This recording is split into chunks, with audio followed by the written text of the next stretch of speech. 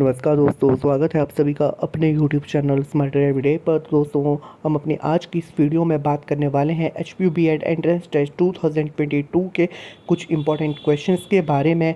ये जो वीडियो है दोस्तों, ये रहने वाली है आपके जितने भी कमीशंस हैं एजुकेशनल के रिगार्डिंग या कोई पॉलिसीज़ गवर्नमेंट द्वारा चलाई गई है, उन सब के बारे में इस टाइप के क्वेश्चंस BEd एंट्रेंस टेस्ट में ज़रूर आते हैं दोस्तों। तो कमीशंस, जो भी हमारे कमीशंस हैं, पॉलिसीज़ हैं, उनको अच्छे से रट लीजिए। इस वीडियो को एंड तक ज़रूर देखिए दोस्तों, और वीडियो को ज़्यादा से ज़्यादा लाइक और शेयर कीजिए। तो चलिए दोस्तों, शुरू करते हैं हम अपना आज का ये video. First question is national knowledge commission is headed by, option है DS कोठारी, अमर्त्य सेन, सैम पित्रोदा, अजीम प्रेमजी। यानी कि राष्ट्रीय ज्ञान आयोग के अध्यक्ष कौन हैं? तो जो इसका सही आंसर है वो रहने वाला है आपको दोस्तों ऑप्शन सी, यानी कि Sam Pitroda. Next question is Which of the following commission suggested silent meditation as a part of moral values? निम्नलिखित में से किस आयोग ने नैतिक मूल्यों के एक भाग के रूप में मौन ध्यान का सुझाव दिया? ऑप्शन है secondary education commission, university education commission, C national education commission, option D Indian education commission. तो इसका जो सही आंसर रहने वाला है वो रहेगा आपका option number C D sorry Indian Education Commission. Next one is high degree of interdependence between education and the rest of the society is very much emphasized not because of, यानी कि शिक्षा और समाज के अन्य हिस्सों के बीच उच्च स्तर की अयोन्याश्रयता पर बहुत जोर दिया जाता है, जिसका कारण नहीं है। ऑप्शंस हैं man social nature of education, C dramatic change in the role of government in education matters, and D option increasing number of students requiring increasing financial support. तो इसका जो सही आंसर है वो रहने वाला है आपका ऑप्शन ए, यानी कि मैन सोशल नेचर।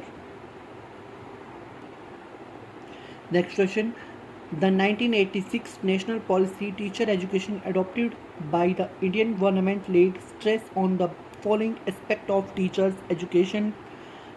भारत सरकार द्वारा अपनाई गई 1968 की राष्ट्रीय नीति शिक्षक शिक्षा के निम्नलिखित पहलुओं पर जोर दिया।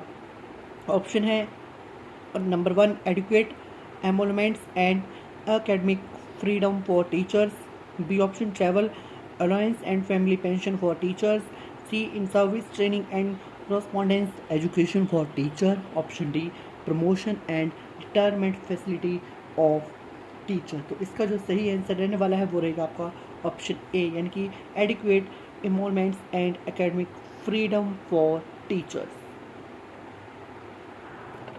Next question, the concept of SUPW was elucidated by SUPW की अवधारणा डैश द्वारा स्पष्ट की गई थी। ऑप्शंस हैं संपूर्णानंद समिति, आदिश्य समिति, ईश्वर भाई पटेल समीक्षा समिति, रामामूर्ति कमेटी। तो इसका जो सही आंसर रहने वाला है वो रहेगा आपका ऑप्शन सी, यानी कि ईश्वर भाई Patel review committee. Next question, The last important challenge to Indian education today is presented by the भारतीय शिक्षा के लिए आज की अंतिम महत्वपूर्ण चुनौती किसके द्वारा प्रस्तुत की गई है? ऑप्शंस हैं option A expanding population, B high cost of education, C poverty of the masses, D low return on education. तो इसका जो सही आंसर है वो रहेगा आपका ऑप्शन सी, यानी कि poverty of the masses. Next question, the national flagship program of education SHA aims at, option A special education in primary schools, B universalization of elementary education, C universalization of secondary education, option D special secondary academic programs। तो इसका जो सही answer रहने वाला है वो रहेगा आपका ऑप्शन सी, यानी कि universalization of secondary education। Next question, refresher courses for teacher education in secondary level are conducted by, options हैं State Institutes of Education, academic staff, colleges, National Institute of Education, National Council for Teacher Education। ये क्या बोलता है? माध्यमिक स्तर पर शिक्षक शिक्षा के लिए पुनश्चर्या पाठ्यक्रम नियमन द्वारा संचालित किए जाते हैं।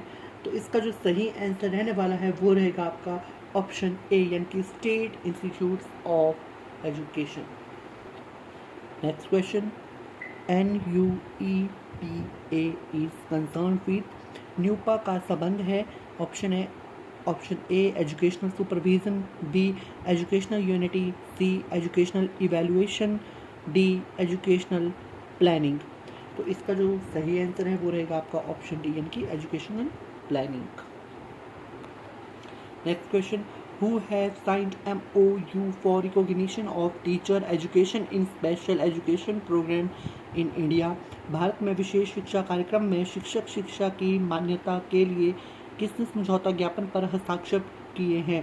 तो ऑप्शन है option A RCI and NCERT, B NCTE and NAAC, option C RCI and NCTE, option D NCDS and RCI। तो इसका जो सही आंसर है वो है आपका option number C, RCI and NCTE।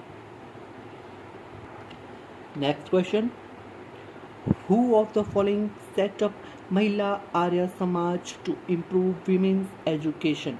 निम्नलिखित में से किसने महिला शिक्षा में सुधार के लिए महिला आर्य समाज की स्थापना की। ऑप्शन है A Pandita Ramabai, B sister Nivedita, C DK Karve and D option GS Agarkar. तो इसका जो सही आंसर है वो रहेगा आपका ऑप्शन नंबर ए, यानी कि पंडिता रमाबाई। नेक्स्ट है, one of the following organisations was not associated with national education movement in the early 20th century. 20वीं सदी की शुरुआत में निम्नलिखित संगठनों में से एक राष्ट्र शिक्षा आंदोलन से जुड़ा नहीं था। Option Bhagavat Chatushpadi of Satish Chandra Mukherjee, B the Saraswat Ayatan of ब्रह्म बंदोपाध्याय, सी शांति निकेतन आश्रम of Rabindranath Tagore, D Anushilan Samiti of Barindra Kumar Ghosh. तो इसका जो सही आंसर रहने वाला है दोस्तों वो रहेगा आपका ऑप्शन नंबर डी, यानी कि Anushilan Samiti of Barindra Kumar Ghosh. Next one is which of the following committee recommended for improvement of teacher education program। निम्नलिखित में से किस समिति ने शिक्षक शिक्षा कार्यक्रम में सुधार के लिए सिफारिश की। ऑप्शन है Yashpal committee, B Mehrotra committee, C Ramamurti committee, D Reddy committee. तो इसका जो सही आंसर रहने वाला है वो रहेगा आपका ऑप्शन नंबर सी, यानी कि Ramamurthy committee. Next question, the NEP 2020 replace the NEP 2020 निम्नलिखित के स्थान पर आई। ऑप्शन है national educational policy 1986, national policy on education 1968, both A and B, option D none of the above. तो इसका जो सही आंसर है वो है option A, national educational policy 1986। Next question, the main reason for non achievement of full literacy in India is. Bharat में पूर्ण साक्षरता प्राप्त न होने का मुख्य कारण है A lack of funds, B incapability of utilization of funds, C lack of suitable facility, D lack of will to achieve the goal. तो इसका जो सही आंसर है वो रहेगा आपका ऑप्शन नंबर डी, यानी कि lack of will to achieve the goal. Next question is what is the full form of RPWD Act 2016।